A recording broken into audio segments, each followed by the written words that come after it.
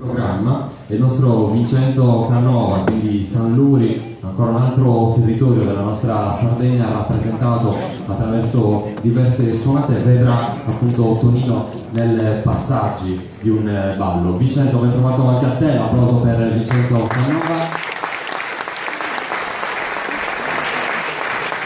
Vediamo Vincenzo, vediamo così abbiamo la possibilità di andare a fare un excursus attraverso le suonate dei vari strumenti.